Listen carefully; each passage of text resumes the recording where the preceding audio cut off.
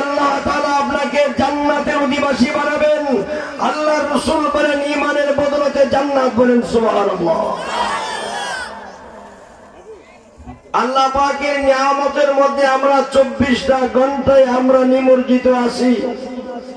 একটা মাছ যেরকম ভাবে পানির নিচে 24 ঘন্টায় আল্লাহর নিয়ামতে ডুবে আছে, অনুরূপ ভাবে আমরা আল্লাহ পাকের নিয়ামতের মধ্যে 24 ঘন্টা ডুবে আছি, বলেন সুবহানাল্লাহ। وَإِن تَعُدُّوا نِعْمَةَ اللَّهِ لَا تُحْصُوهَا।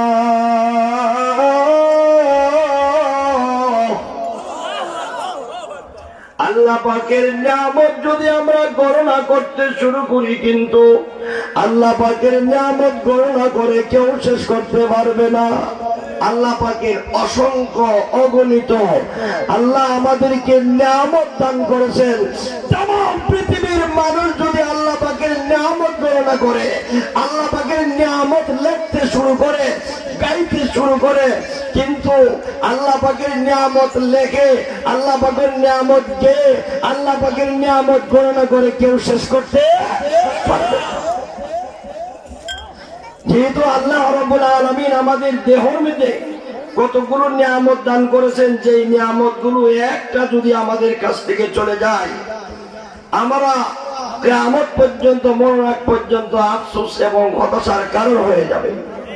চোখ কার নিয়ামত? দুইটা চোখ দিছে কেটা? মুখের ভিতরে কথা বলার জন্য জিহ্বা দিছে কে?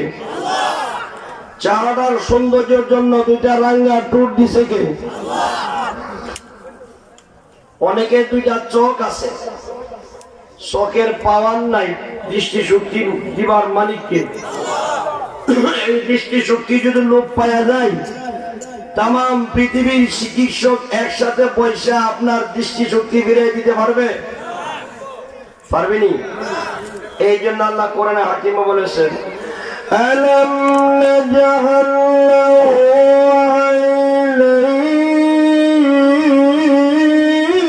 عينين ولسانا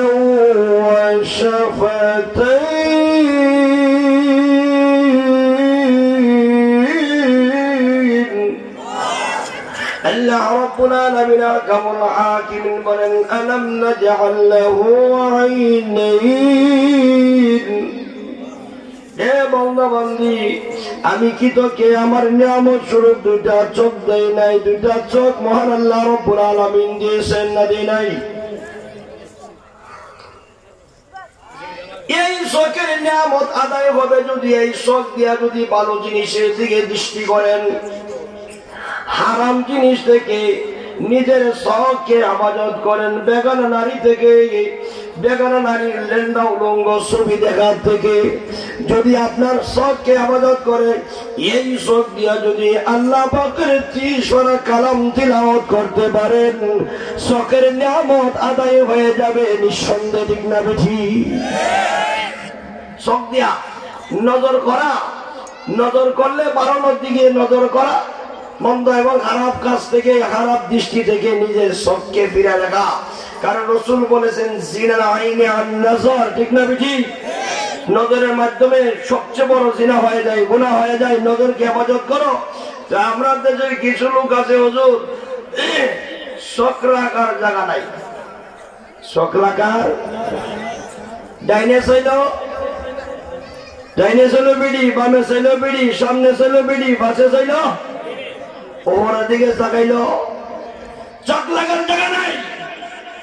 আল্লাহ রাব্বুল আলামিন বলেন, হাবিব চোখ কোন দিকে রাখতে হবে আমি আল্লাহ কোরআনে, আমি আল্লাহ তাআলা আয়াত নাজিল করে দিয়েছি। কোন সুবহানাল্লাহ। কুল লিল মুমিনিনা ইয়াগুদ্দু মিন আবসারিহিম। নবীজি আপনি মুমিন নারী পুরুষদেরকে বলে দিন, তারা যেন নজর নিচের দিকে রাখে। নিচের দিকে রাখলে চোখের হেফাজত হবে কিনা? হবে না। আমাদের দৃষ্টি শক্তি কোন দিকে রাখবো? নিচের দিকে তাকায় হাঁটবো।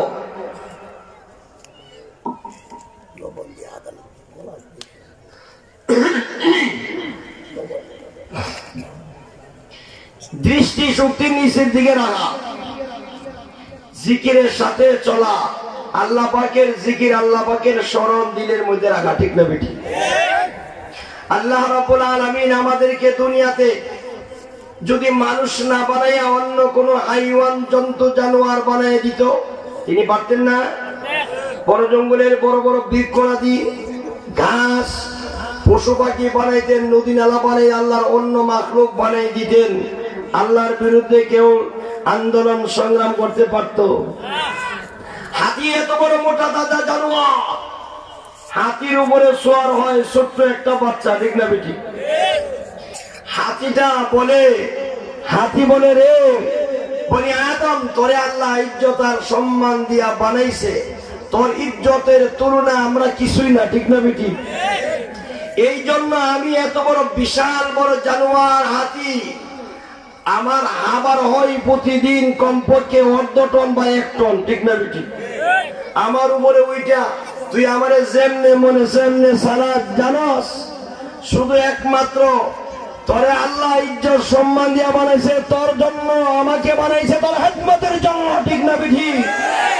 এই জন্য আমি নির্বাক পশু, আমি বোবা পানি, আমি কিছু বলি না, যেহেতু আল্লাহ তোর ইজ্জত সম্মান দিয়া বানাইছে। ওয়ালাকাদ কাররামনা বনি আদম, আল্লাহ বলেন অবশ্যই নিশ্চয় নিশ্চয় আমি বনি আদমের আওলাদদেরকে ইজ্জত আর সম্মান দিয়ে বানাইছি, ঠিক না বেটি?